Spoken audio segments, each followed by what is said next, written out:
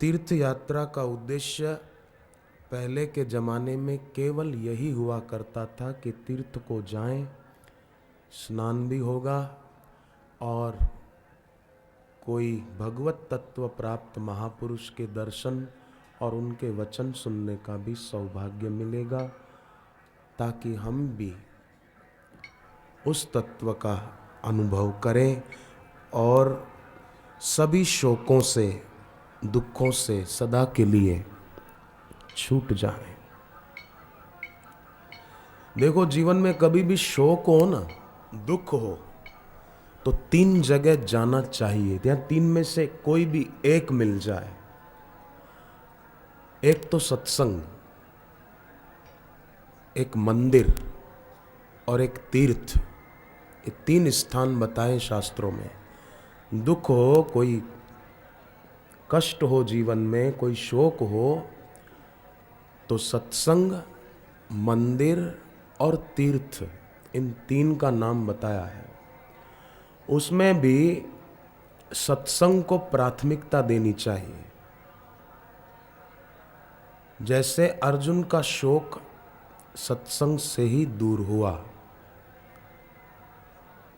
गरुड़ का शोक काकभूषुंडी जी के सत्संग से ही दूर हुआ, परीक्षित का शोक सुखदेव जी के सत्संग से ही दूर हुआ था। सत्संग को महत्व देना चाहिए, सर्वोपरि मानना चाहिए। संसार में मनुष्य संबंध जोड़ता है लोगों से सुख के लिए। कॉलेज में युवक युवतियां देखो एक दूसरे से परिचय बनाते हैं सुख के लिए, पर उनमें से आज तक किसको सुख मिला? एक आदमी बताओ, किसको सुख मिला? लोग जहर के लड्डू खाना चाहते हैं पर जहर नहीं चाहते, तो कैसे होगा? जहर के लड्डू खाए, शरीर में जहर बढ़ेगा, शरीर मरेगा, मौत होगी।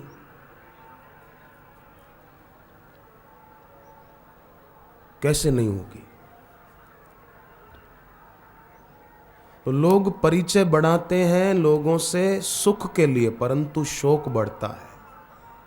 जैसे परिवार में कोई मर जाता है, कोई बुजुर्ग, या एक्सीडेंट में भी कई जवान लोग भी मर जाते हैं, कई बच्चे भी अकस्मात में एक्सीडेंट में गुजर जाते हैं। तो परिवार में से कोई एक व्यक्ति मरता है तो कितना दुख होता है, कितना शोक होता है कि हमारे घर का एक व्यक्ति भाई गुजर गया, अब वो नहीं रहे, बड़ा हमको दुख हुआ। हमारे घर का निकट का स्नेही अमुक संबंधी वो मर गया। एक व्यक्ति परिवार में से मरता है, गुजर जाता है, तो कितना दुख होता है, ये जरा सोचो। और साथ में ये भी सोचना कि एक व्यक्ति परिवार का मरने पर दुख होता है, तो जब हमारी मृत्यु होगी तो सबका वियोग हो जाएगा। परिवार में से एक मरा तो एक का वियोग हुआ, पर अगर हम मर गए, हमारी मृत्यु हुई, तो सबका वियोग हो गया कि नहीं हो गया? शंका हो तो बोलो इसमें। मैं फिर से कहता हूं, परिवार में से एक व्यक्ति की मृत्यु हुई तो दुख होता है कि अमुक व्यक्ति अब नहीं रहा, अमुक महिला अब नहीं रही, दुख होता है एक का वियोग होने पर। परंतु जब हमारे ही शरीर की मृत्यु होगी तो आप सोचो, सबका वियोग हो जाएगा तो कितना दुख होगा। तो ऐसा दुख जीवन में आए उसके पहले हम अपने सच्चे संबंधी को भी जान लें, ताकि फिर दुखी ना हो। नए संबंध लोगों ने इतने बढ़ा लिए हैं कि अपने पुराने सनातन संबंधी को भूल बैठे हैं, भूल गए। जैसे मंथरा के संग से कैकेयी जी ने भरत को तो अपना बेटा माना और राम जी को पराया माना। हालांकि भगवान अपने हैं, उनको पराया माना और भरत जी को अपना माना। जिससे संबंध जुड़ा हुआ था उसको पराया माना, और जिससे संबंध जोड़ा था, जन्म के बाद हुआ ना बेटा, मैं उसकी माँ, ये संबंध जोड़े हुए हैं और एक संबंध जुड़ा हुआ है। तो जुड़े हुए संबंध को तो लोग पराया मानते हैं, उसकी याद करनी पड़ती है, और जोड़े हुए संबंधियों की याद आ जाती, दोस्त की याद आती है, सहेली की याद आती है, बहनों को, दादा मामा चाचा की याद आती है। तो जन्म के बाद ही हुए, तो ये जोड़े हुए हैं। तो आश्चर्य इस बात का है कि जोड़े हुए संबंधों की याद आती है और जुड़े हुए की याद ही नहीं आती, करनी पड़ती है। उसके लिए थोड़ा समय, बस आधा घंटा 1 घंटा बहुत हो गया, बस बाकी का समय सारा हाय हाय का रखते हैं, हरि हरि का थोड़ा ही टाइम रखते हैं। परंतु याद रखिए, शिव पुराण में कथा आती है कि मृकंडू ऋषि को बेटा नहीं था, संतान नहीं थी, तो उन्होंने शिव जी की आराधना की, शिव जी प्रकट हो गए, ये वरदान मांगो। तो कहा कि मेरे को पुत्र प्राप्ति हो जाए, ऐसा वरदान दो। तो शिव जी ने कहा कि अगर गुणवान बेटा चाहिए तो वो बेटा होगा जरूर, पर 16 साल तक ही जीवित रहेगा, फिर मर जाएगा। और गुणहीन बेटा चाहिए तो 100 साल उसकी उम्र होगी। तो मृकंडू ऋषि को शिवजी ने कहा कि यहाँ तो गुणवान बेटा, और 16 साल जीवित रहेगा वो, बस फिर मर जाएगा। और गुणहीन बेटा चाहिए तो भले, पर 100 साल जिएगा वो। तो मृकंडू ऋषि ने कहा कि मुझे गुणहीन बेटा नहीं चाहिए, गुणवान बेटा चाहिए, भले 16 साल, देखा जाएगा बाद की बाद में, अभी से क्यों चिंता करूं। शिवजी के वरदान के अनुसार मृकंडू ऋषि की पत्नी ने पुत्र को, बालक को जन्म दिया। बालक बड़ा गुणवान, भक्ति से संपन्न, सद्गुणों से संपन्न, बड़ा होने लगा, उम्र बढ़ने लगी। उम्र बढ़ने लगी, त्यों त्यों माता पिता की चिंता भी बढ़ने लगी कि 16 साल की आयु है इसकी। बालक में सद्गुण बढ़ने लगे। एक बार सप्तऋषि जा रहे थे, वशिष्ठ जी आदि, तो बालक ने उनको प्रणाम किया। बालक का नाम रखा गया था मार्कंडेय जी। प्रणाम किया तो वशिष्ठ जी ने कहा चिरंजीवी भव। भाई महापुरुष थे, उनके दिल से निकल गया कि प्रणाम कर रहा है, कितना नम्र है, हाथ जोड़ के अभिवादन कर रहा है, भाई चिरंजीवी हो। तो भृगु ऋषि ने कहा कि महाराज आपने आशीर्वाद तो दे दिया चिरंजीवी भव, पर इसकी आयु तो बहुत थोड़ी है, 16 साल में तो मृत्यु योग है। वशिष्ठ जी ने कहा कि अच्छा ऐसी बात है, कोई बात नहीं। तो वशिष्ठ जी ने मार्कंडेय जी को सीख दी, मंत्र दिया, ये जप करो, और उन्होंने जप शुरू कर दिया। 16 साल की आयु पूर्ण हुई, यमराज आए मार्कंडेय जी को लेने के लिए। मार्कंडेय जी तो शिव जी का मंत्र जपते थे, शिव मंदिर में बैठे थे, शिवलिंग को लिपट गए, शिव जी प्रकट हो गए और यमराज को आंखें दिखाई कि यमराज लौट गए। अपितु यमराज बालक मार्कंडेय जी को खुद भी चिरंजीवी होने का वरदान देकर के चले गए। और आप देखो मार्कंडेय जी चिरंजीवी, 8 चिरंजीवियों में मार्कंडेय जी का नाम आता है पद्म पुराण में। अब इस प्रसंग से एक सीख बड़ी प्यारी मिलती है, बहुत सुंदर सीख मिलती है कि स्वयं शिवजी ने उनके पिताजी को कहा था कि ये 16 साल की उम्र में मर जाएगा, है ना, ये शिवजी ने कहा था। स्वयं शिवजी के द्वारा बताई गई मृत्यु वो शिवजी के मंत्र का जप करने से टल गई। महामृत्युंजय मंत्र जपते थे वो, स्वयं भगवान शिवजी ने कहा कि ये मर जाएगा और शिवजी का मंत्र जपा तो मौत टल गई। तो मंत्रों में कितनी शक्ति है। और दूसरी बात कि एक महापुरुष का अभिवादन किया आदर से, वशिष्ठ जी, उनके दिल से निकल गया। आशीर्वाद मांगने की वस्तु है ही नहीं। इस कथा से यह भी प्रेरणा मिलती है, आशीर्वाद मांगने की वस्तु नहीं है कि मेरे को आशीर्वाद दे दो, मेरे को आशीर्वाद दे दो। मार्कंडेय जी ने आशीर्वाद मांगा नहीं, अपने व्यवहार से, अपनी शिष्टता से उनको राजी कर लिया, उनका दिल जीत लिया। नमस्कार से रामदास कर्म सभी कट जाए, जाए मिले पर ब्रह्म में आवागमन मिटाए। अभिवादन शीलस्य नित्य वृद्धोपसेविना चत्वारि तस्य वर्धन्ते आयु विद्या यशो बलम। कितनी शक्ति मंत्र जाप में। तो आपके घर में अगर कोई बीमार हो, तबीयत खराब रहती हो उसकी, तो एक कटोरी में जल भर के रखो और उसमें देखते हुए महामृत्युंजय मंत्र का जप करो 108 बार। मंत्र याद न हो तो आश्रम की युवा धन सुरक्षा पुस्तक में लिखा हुआ है, वो मंत्र एक बार पढ़ो, जल में देखो, फिर मंत्र पढ़ो, जल में देखो, ऐसा 108 बार करो। फिर वो मंत्र से अभिमंत्रित जल वो घर पे जो बीमार हैं उनको पिला दो और रोज जप करके पिलाओ, उनकी तबीयत में सुधार आने लगेगा। और चिरंजीवी हो गए मार्कंडेय जी, उनका थोड़ा नाम ले लेना। हे महामुनि मार्कंडेय जी, जैसे आपकी मृत्यु टल गई ऐसे हमारे परिवार के इनकी भी अकाल मृत्यु टल जाए, इनका स्वास्थ्य बढ़िया हो जाए, इनकी तबीयत जो बिगड़ी हुई है, परेशान हो रहे हैं, इनकी तबीयत अच्छी हो जाए, ये भी चिरंजीवी हो जाए, इनकी लंबी आयु हो जाए। ऐसा थोड़ा शुभ भाव करके वो जल उनको पिला दो, अच्छा होगा। प्रेम से अगर किसी भगवत तत्व प्राप्त महापुरुष का सुमिरन किया जाता है तो उनका आशीर्वाद प्राप्त हो जाता है। जैसे सीता जी ने गंगा जी में स्नान किया, तो गंगा में स्नान करने के बाद सीता जी ने गंगा माता को प्रार्थना की थी कि मैं 14 साल के लिए पति के साथ वन में आई हूँ, गंगा माता आशीर्वाद देना कि मैं पति और देवर के सहित कुशलता से लौटकर अपने घर पहुँच जाऊँ। ये सीता जी ने गंगा माता को प्रार्थना की थी स्नान करने के बाद। तो गंगा जी उनकी प्रार्थना सुनकर बड़ी राजी हो गई और कहा कि तुमने मुझे बड़ाई दी है सीता जी, आपने मेरे को सम्मान दिया है, तो मैं भी तुम्हारे सम्मान का, तुम्हारे संकल्प का आदर करती हूं और ऐसा ही होगा। पति और देवर के साथ तुम सकुशल घर पहुंचोगी 14 साल के बाद।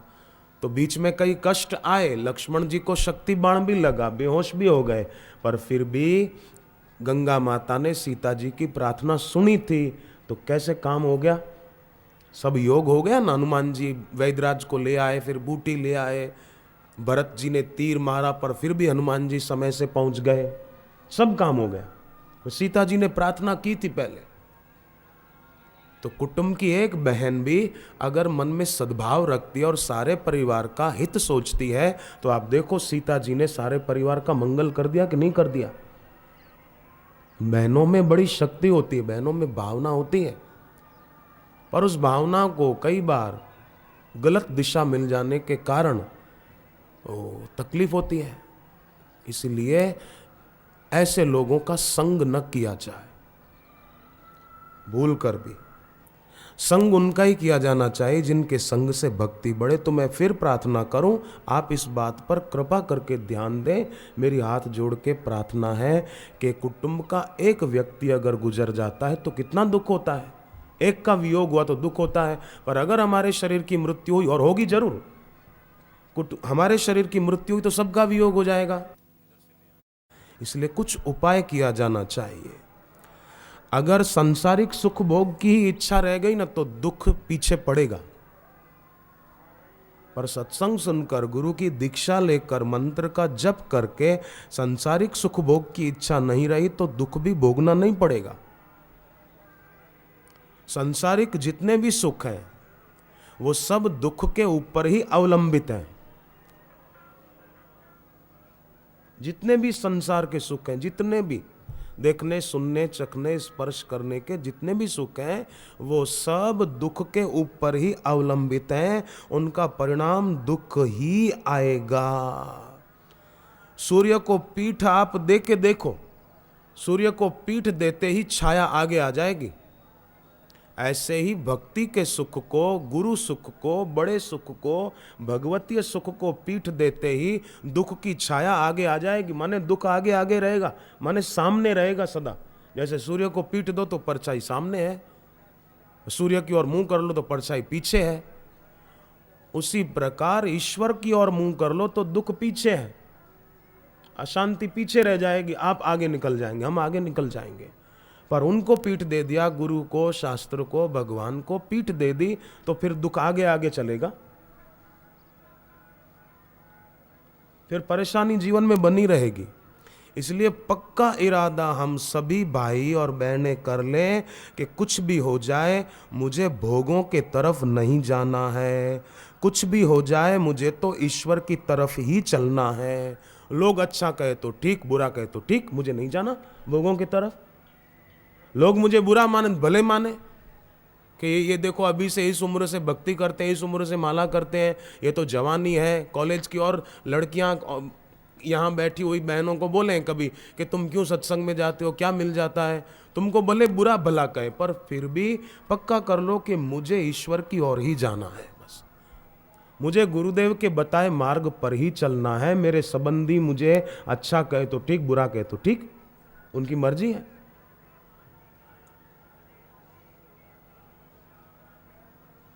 वो मुझे भले समझाएं, कुछ भी करें कि जप मत करो, ध्यान मत करो, इतना मत करो, बार बार सत्संग में क्यों जाना, शिविर में क्यों जाना, और बोले मुझे तो जाना है भाई, कुछ भी हो जाए, मुझे भोगों में लिप्त नहीं होना है, मुझे सांसारिक सुख में लिप्त नहीं होना है, ये पक्का कर ले हम। प्रयाग में आकर अगर वासनात्मक जीवन का त्याग नहीं किया तो प्रयाग में आना सार्थक कैसे? मुझे अब भोग में लिप्त नहीं होना है, बस बात पूरी हो गई, इसको पक्का कर ले। इस बात को अंदर में मान ले, बस एक बार मान लेने में, स्वीकार करने में क्या बिगड़ जाएगा? पूरी तरह भले भोगासक्ति न छूटे, पर ये मान लो, आज स्वीकार कर ले हम कि मुझे भोगी जीवन नहीं जीना है, बस मुझे किसी वस्तु में, व्यक्ति में आसक्त नहीं होना है, बस ये अंदर में स्वीकार कर लो। बस इतना खाली अंदर में हाँ कह दो कि हाँ ऐसा ही होगा। किसान बीज बो देता है ना, तो वो बीज समय पाकर अंकुरित होते हैं, फसल तैयार हो जाती है। उसी प्रकार हम भी ये निर्णय अपने अंदर बो देंगे तो ये उगेगा। वो बीज नश्वर है, ये शाश्वत है, ये क्यों नहीं उगेगा?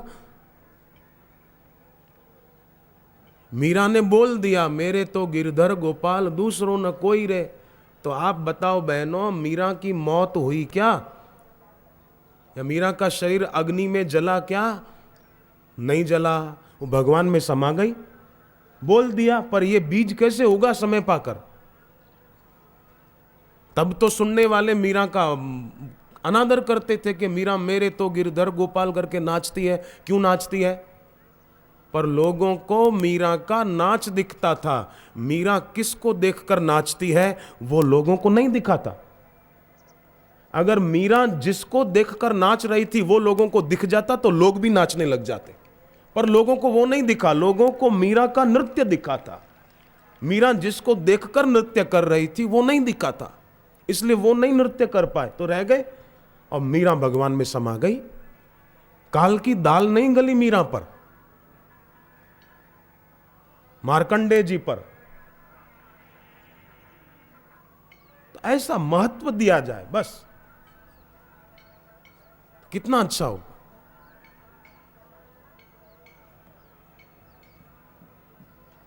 मुझे सांसारिक भोगों में डूबे हुए लोगों का अनुकरण नहीं करना है, बस बात पूरी हो गई। मुझे अपना समय व्यर्थ नहीं गंवाना है, बस बातों में, फिल्म देखने में, सीरियल देखने नहीं गंवाना है। बस देखो भाई, एक बात पक्की कर लें कि धर्म करना है तो कण मत बिगाड़ो। आपको दान करना है, धर्म कर्म करना है तो कण भी मत बिगाड़ो। और अगर इसी जन्म में पूर्ण गुरु की पूर्ण कृपा पाना है तो क्षण मत बिगाड़ो। धर्म करना है तो कण मत बिगाड़ो, और ईश्वर प्राप्ति करनी है तो क्षण मत बिगाड़ो। कण को न बिगाड़ेंगे तो हम दान पुण्य कर पाएंगे कि बचेगा? बचेगा भले एक कण भी, बूंद बूंद से घड़ा भर सकता है। नल में से पानी लीक हो रहा हो, बूंद बूंद, आप बाल्टी रख दो, कोई छोटा ड्रम रख दो, घड़ा रख दो, थोड़ी देर में भर जाएगा। देखते समय तो लगे कि बूंद बूंद पानी जा रहा है, पर घड़ा भर जाएगा थोड़ी देर में। ऐसे ही कण को भी बचाओ तो धर्म कर पाएंगे, और क्षण को बचाएं, क्षण व्यर्थ न जाए, उद्देश्य ऊंचा रखा जाए। और दूसरी बात ये पक्की कर लें कि जिनका वियोग निश्चित है,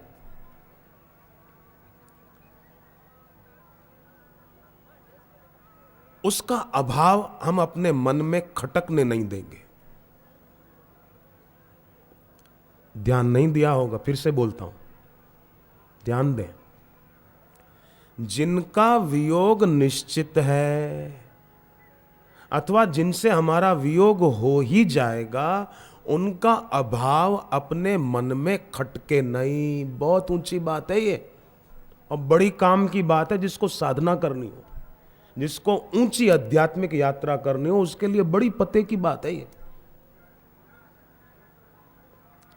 विचारवान साधक समझ भी रहे इस बात को। जिसने ध्यान नहीं दिया, मैं फिर बोलता हूं क्योंकि मुझे ये बात बहुत दिल से लगती है। जिसका वियोग हो ही जाएगा, वस्तु का वियोग हो जाएगा, दोस्त का वियोग हो जाएगा, परिचित का वियोग हो जाएगा, रुपयों का, मकान का, दुकान का, कार का, गहनों का, अरे शरीर का वियोग हो जाएगा, तो उसका अभाव खटकना नहीं चाहिए कि मेरे पास ये नहीं है, मेरे पास गाड़ी नहीं है, मेरे पास ज़्यादा रुपया नहीं है, मेरे पास बढ़िया मकान नहीं है, मेरे पास बढ़िया गहने नहीं है, मेरे पास बढ़िया ड्रेसेस नहीं है। ये इसका अभाव खटकना नहीं चाहिए। साधना जल्दी होगी, ऊंची होगी उड़ान। इतना पक्का कर लिया जाए कि जिसका वियोग निश्चित है, मुझे उसका अभाव नहीं खटकेगा, पर जिसका नित्य योग है, मैं उसमें विश्रांति पाऊं। हरि हरि ओम ओम। इस बात को विचारने मात्र से हमारी उन्नति हो सकती है, विचारने मात्र से। अब अभी अभी सोच के देखें जरा, ये वचन विचार के देखें। मैंने गुरुमुख से सुना है, गुरु चरणों में रहकर इसको समझा है। मेरा अपना नहीं है, मैं तो गुरुमुख से जो सुना है, गुरु चरणों में रहकर जो समझ पाया हूं, जितना समझ पाया हूं, वो आपके आगे रख रहा हूं। ये शब्दों के द्वारा थोड़ी सेवा है। हम गुरु उपदिष्ट मार्ग के द्वारा इसी जन्म में सिद्धि को पालें। सिद्धि माने पानी पर चलने की सिद्धि, वो तो मछलियां भी चलती रहती है। पनडुब्बी बना ली विज्ञानियों ने, पानी के अंदर चलती है। वो कोई बड़ी बहादुरी की बात नहीं है। अंतःकरण की शुद्धि रूपी सिद्धि सबसे बड़ी सिद्धि है, हृदय की शुद्धि। और हृदय की शुद्धि होती है तो दुख में व्यक्ति उद्विग्न नहीं होता और सुख में फंसता नहीं है। सुविधा पाकर राजी नहीं होता और असुविधा पाकर दुखी नहीं होता। ये कितना ऊंचा लाभ है, कितनी ऊंची सिद्धि है। और फिर ये प्रश्न नहीं रहेगा कि मेरा मन लगता नहीं है जप में, ध्यान में, साधना, मेरा मन नहीं लगता। ये बड़ी व्यापक शिकायत मुझे सुनने को मिलती है। लोग बोलते हैं हमारा मन नहीं लगता, क्या करें। तो 3 बातें उसके बारे में आप सुने। एक बात ये सोचें कि मन आपका है। एक बात, मन आपका है कि आप मन के हैं, या आप मन हैं। ये 3 बातें। मन आपका है कि आप मन के हैं, या आप स्वयं मन हैं। इन 3 में से कौन सी बात सच्ची?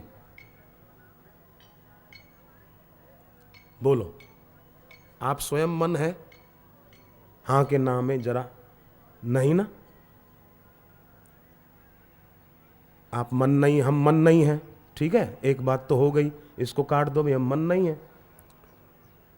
तो क्या हम मन के हैं? नहीं। मन हमारा है? हाँ, मन हमारा है। तो भाई जो हमारा है वो हमारे कहने में चलना चाहिए। हम उसके कहने में क्यों चलें?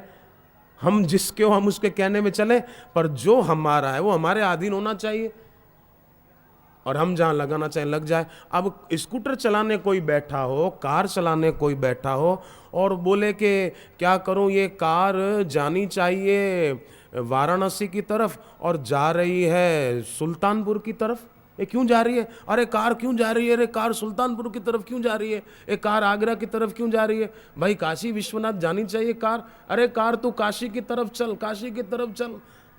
अरे भाई तू जरा स्टीयरिंग मोड़ दे बस, वो तुम्हारे हाथ में है, वो कार के हाथ में नहीं है, वो तुम्हारे हाथ में, जो तुम्हारे हाथ में मोड़ दो उसको जरा सा, मोड़ते ही उधर मुड़ जाएगी और काशी पहुंच जाएंगे।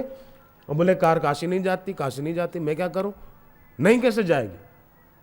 हमारे हाथ में है तो जाएगी।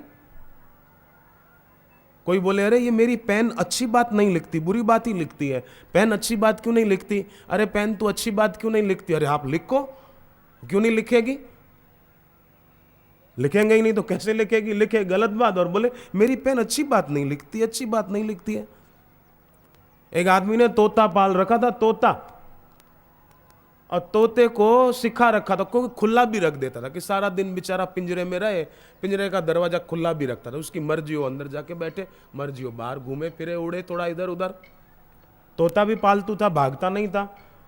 तो मालिक ने तोते को सिखा रखा था कि बिल्ली आए तो उड़ जाना, बिल्ली आए तो उड़ जाना। तो तोता भी रटता रहता था, बिल्ली आए तो उड़ जाना, बिल्ली आए तो उड़ जाना। एक दिन आई बिल्ली, मारने लगी झपट्टा, तो वो तोता चिल्लाने लगा, बिल्ली आए तो उड़ जाना, बिल्ली आए तो उड़ जाना, बिल्ली आए तो उड़े ही नहीं, बैठा बैठा बोले बिल्ली आए तो उड़ जाना, बिल्ली आए तो उड़ जाना। मालिक ने आवाज सुनी तो दूर से जूता फेंका तो बिल्ली तो भाग गई। तो तोते को आकर बोला कि तुझे कहा था बिल्ली आए तो उड़ जाना, अब बिल्ली आए तो तू बैठा रहा। बोले मैं बोल रहा हूं ना, बिल्ली आए तो उड़ जाना, बिल्ली आए तो उड़ जाना। अरे बोलने के लिए नहीं था, उड़ने के लिए था, खाली बोलता रहा बिल्ली आए तो उड़ जाना, बिल्ली आए तो उड़ जाना, उड़ा ही नहीं।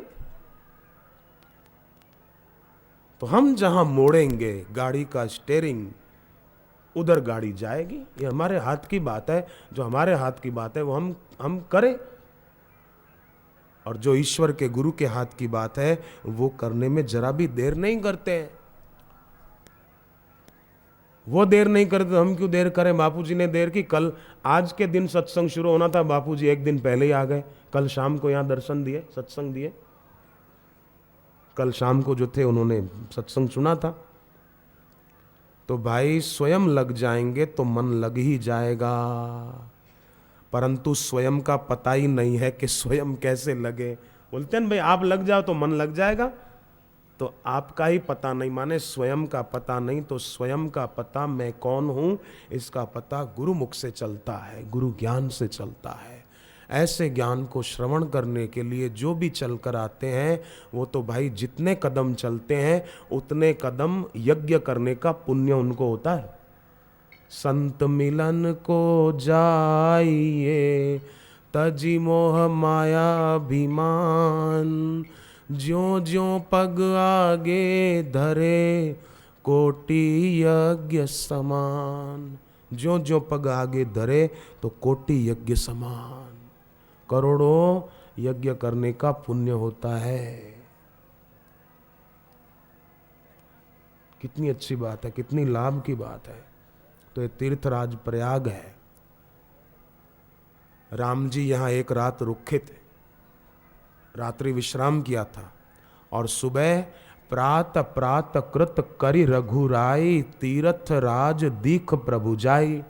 सुबह राम जी उठे और सुबह के नित्य कर्म से निवृत्त होकर जाकर राम जी ने तीर्थराज का दर्शन किया।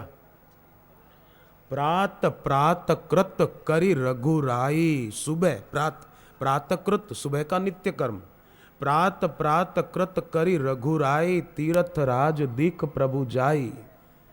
सचिव सत्य श्रद्धा प्रिय नारी, इस तीर्थराज देवता का मंत्री कौन है? बोले सत्य। सत्य है तो ये तीर्थराज राजी हो जाते हैं, बहुत खुश हो जाते हैं। उज्जैन में कुंभ के पर्व पर सत्संग था, नेपाल वाले ध्यान से सुनना। अब उज्जैन में कुंभ के पर्व पर सत्संग था। इस बार जो हुआ कुंभ नहीं, 1992 का कुंभ उज्जैन का। तो क्या हुआ कि एक सज्जन नेपाल से आए थे, पहली बार आए थे कुंभ स्नान के लिए, पर देखा बापूजी का सत्संग तो सुना तो उनको बड़ा आनंद आया। उनको हुआ कि हमारे नेपाल में भी बापूजी का सत्संग होना चाहिए, पर बोले इतनी भीड़ है, गुरुजी से बात कैसे होगी। तो सत्संग सुनने के बाद वो मंदिर में गए दर्शन करने। उज्जैन में जो ज्योतिर्लिंग है महाकालेश्वर, वहां गए। वहां गए, भगवान महाकाल को प्रार्थना की कि जैसे उज्जैन के कुंभ में बापूजी का सत्संग हो रहा है, ऐसे ही कुंभ का वातावरण हमारे नेपाल में भी हो। बापू पधारे नेपाल में, कि बापूजी का सत्संग जहां भी होता है वहां कुंभ का माहौल ही हो जाता है। कैसी भक्तों की और महात्माओं की भीड़ जुटती है। प्रार्थना करके मंदिर में से लौटे, अपने निवास पर आराम किया। अगले दिन सुबह जल्दी बापूजी के निवास का पता लगाकर वहां पहुंच गए सुबह सुबह। थोड़ी देर के बाद जब सत्संग में जाने के लिए गुरुदेव गाड़ी में बैठकर निकले तो कुछ भक्तों के साथ ये भी खड़े थे लाइन में। तो गुरुजी ने इनसे ही पूछा सीधा कि कहाँ से आए हो, क्या चाहते हो। तो वो तो गदगद हो गए कि कल तो मैंने महाकाल मंदिर में प्रार्थना की और देखो महाकाल बाबा ने मेरी प्रार्थना स्वीकार कर ली, और गुरुजी खुद पूछ रहे हैं कि क्या चाहते हो, कहाँ से आए हो। तो उन्होंने कहा कि बापूजी हम नेपाल से आए हैं और हम चाहते हैं कि नेपाल में भी आपका सत्संग हो जाए। गुरुदेव ने कहा ठीक है, धीरज रखो, हो जाएगा। और थोड़े वर्षों के बाद फिर नेपाल के वीरगंज में गुरुदेव का सत्संग हुआ था 4 दिन के लिए। पूर्णिमा पर एक पूनम दे दी वहाँ पर, और पूनम व्रतधारी जो साधक हैं हजारों, वो भी नेपाल आए थे। पूनम व्रतधारी भी पहुंचे थे नेपाल वीरगंज के सत्संग में। तो कैसी बढ़िया बात है। और उन दिनों की बात है जिन दिनों बापूजी का सत्संग वीरगंज नेपाल में चल रहा था, तो मुंबई के पास एक जगह का नाम मैं भूल रहा हूं, वहां एक लड़का दीक्षा नहीं ली थी, उसके माँ बाप ने ली हुई थी। लड़के को माँ ने गले में बापूजी के चित्र वाला एक लॉकेट पहनाया था। तो लड़का स्विमिंग पूल में तैरना सीखने जाता था। तो एक दिन लड़का तैरना सीखने गया, सोचा कि मेरे को तो तैरना आ गया है, तो जानबूझकर थोड़ा ज़्यादा गहरे पानी में गया, तो डूबने लगा। तो उसको लगा आज मेरी ज़िंदगी का शायद आखिरी दिन है। तो बापू बापू बापू मन में करने लगा। गले में जो लॉकेट पहना हुआ था वो पकड़ के मन ही मन पुकारने लगा। तो अदृश्य शक्ति ने उसका हाथ पकड़ के खींचा और किनारे लगा दिया। पाइप पकड़ के लड़का बाहर आया, देखा कि कोई भी नहीं है, कोई भी नहीं, तो किसने मेरे को खींचा। तन बिनु परस नयन बिनु देखा, बिना शरीर के भी वो स्पर्श कर ले, खींच ले। नयन बिनु देखा, और बिना नयन के उसका अनुभव किया जा सकता है। उसके स्पर्श का, उसकी नजदीकी का एहसास किया जा सकता है, किया है कई वक्तों ने। खैर, मां को आकर सारी बात बताई। थोड़े दिन के बाद सूरत में कार्यक्रम था। बापूजी नेपाल से लौट कर आ चुके थे।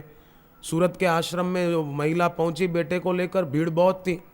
इतनी भीड़ में बापूजी ने उस लड़के को ही अपने पास बुलाया और पास बुलाकर कहा, मुझे उस लड़के ने बताया उसके बाद कि मैं उस दिन पहली बार ही आश्रम गया था और इतनी भीड़ में गुरुदेव ने मुझे ही बुलाया और कहा कि क्यों वो गहरे पानी में बापू बापू करके चिल्ला रहे थे, तुम ही थे ना, मैंने आने में देर की। वो लड़के को काटो तो खून ना निकले, ऐसा आश्चर्य हो रहा था। और बोले मैं उस दिन पहली बार ही गया था, और ऐसा नहीं कि मेरी माँ ने जाकर पहले गुरुजी को कुछ बताया हो, ऐसा था नहीं, वो पीछे थी। तो देखो ये शक्ति है भक्ति में। तो जो आदमी सचिव सत्य श्रद्धा प्रिय नारी, इस तीर्थराज का सचिव मंत्री कौन है? बोले सत्य। नारी कौन है? बोले श्रद्धा। दिल में श्रद्धा हो तो तीर्थराज राजी हो जाते हैं। माधव सरिस मीत हितकारी, इस तीर्थराज का मित्र कौन है? बोले भगवान स्वयं, ईश्वर स्वयं इस तीर्थराज के मित्र हैं। चार पदार्थ भरा भंडारू, इस तीर्थराज प्रयाग के पास 4 पदार्थों का भंडार भरा पड़ा है। अर्थ, धर्म, काम और मोक्ष, ये चारों इस तीर्थराज के पास भरे हुए हैं। इसलिए तो देखो भरत जी ने कहा कि मुझे आपके पास जो भंडार है ना, धर्म, अर्थ, काम, मोक्ष, ये नहीं चाहिए।